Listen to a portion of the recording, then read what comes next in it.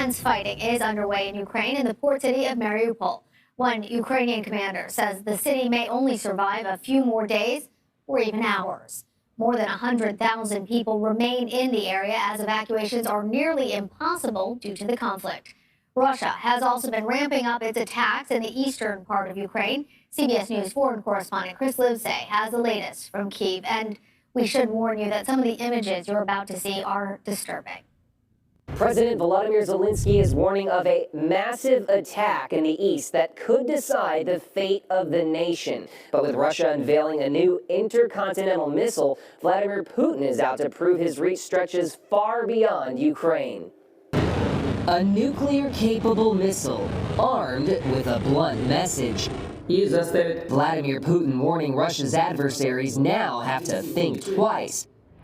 The missile doesn't appear to be ready for use, but the timing couldn't be more conspicuous, aimed to strike fear into Western countries like the U.S. for supporting Ukraine against Russia, as its forces laid waste to Ukrainian cities and civilians, nowhere more apocalyptic than Mariupol. Among the dead reported to be a 91-year-old Holocaust survivor who hid from the Nazis in a basement, only to die in a basement 81 years later. Today, another deadline came and went for Mariupol's die-hard defenders to lay down their arms and surrender to these pro-Russian soldiers. But they refused to give up, barricaded inside a steel mill with hundreds of soldiers and civilians. This commander begs the world for help on Facebook. We're maybe facing our final hours. We're outnumbered 10 to 1. Please take us to safety, he says. Elsewhere in the Donbas region, Ukrainian forces are fighting off heavy attacks as Russia concentrates its invasion on eastern Ukraine. They're trying to surround us, says this Ukrainian soldier. To the north in Kharkiv, the killing has become so routine, the living have become numb. Wherever Russian boots march, they leave behind bodies and booby traps. Russian soldiers are gone now, but what's so haunting is you don't know what they've left behind. This yellow dot means that it's already been cleared of mines, but that question mark means that this property over here, it could be booby-trapped. Ukrainian forces tell children what not to play with and risk their lives to defuse the tools of terror. But sometimes, like these 3D miners, they become the victims themselves.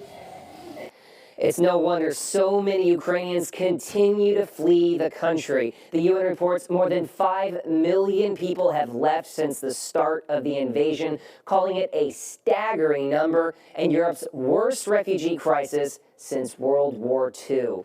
Lana? That grief, Chris. Thank you. For more on this now, I am joined by Nick Osiochenko. He is the CEO of Mariupolsko TV, a television station in Mariupol. Nick, thank you for being here. You recently fled Mariupol. What can you tell us about the condition of the city as you left?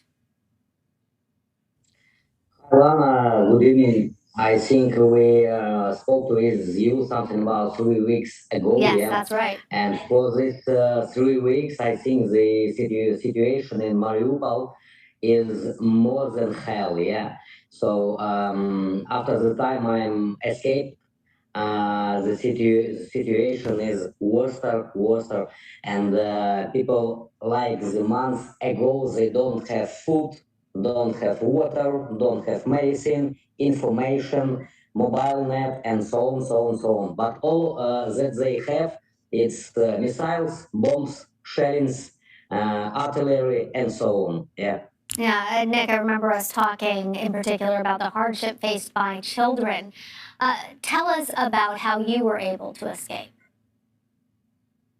Look, I decided to escape from the city in the 13th of March when the Russian plane fired 3 missiles nearby my building where I was lived with my wife, my son, my niece, his daughter, and many people lived in my house. After the missiles, we slept 2 nights in a shelter.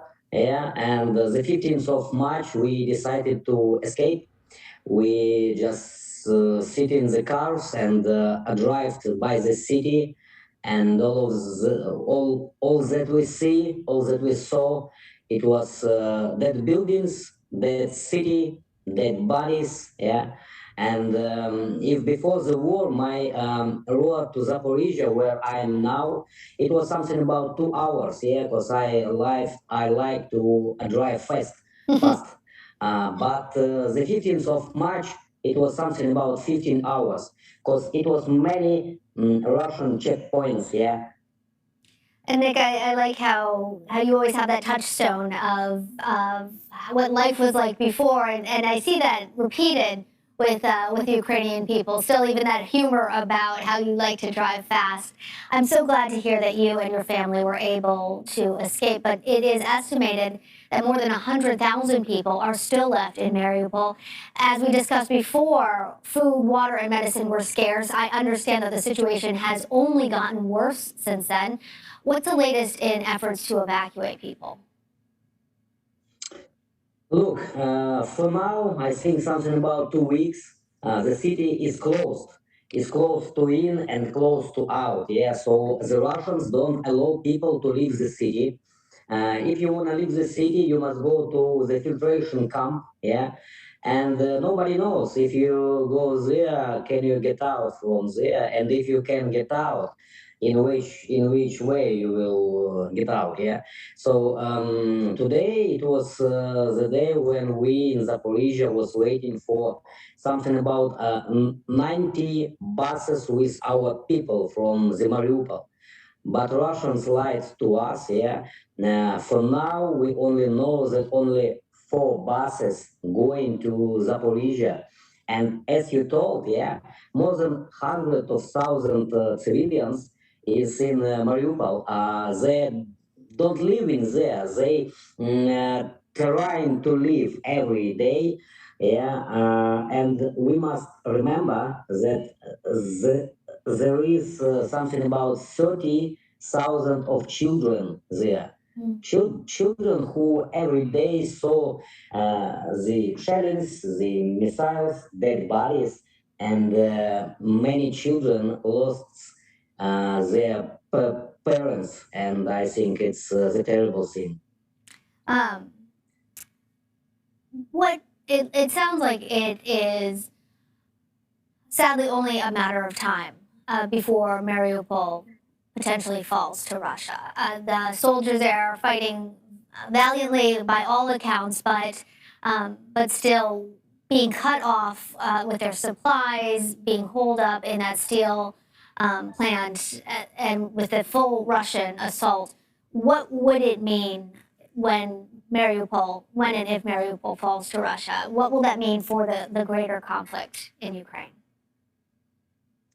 Look, if we are talking about Ukraine, yeah, it means when we will lost a Mariupol, but I don't want to lose it, but you are quite right. We can lose it. It will be the starting of last of Donbass. Yeah.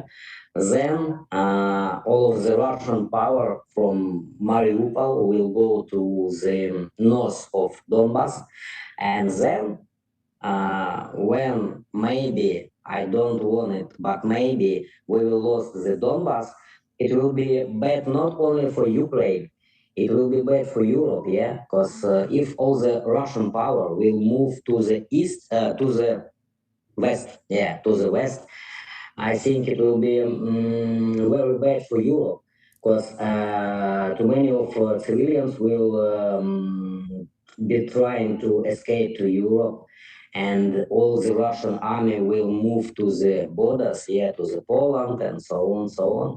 I think it will be very bad. So I don't wanna even think about we will lost Mariupol, because the deal is not in the buildings, not in the infrastructure, but the goal is in the people and in the spirit of people who trying to save our city.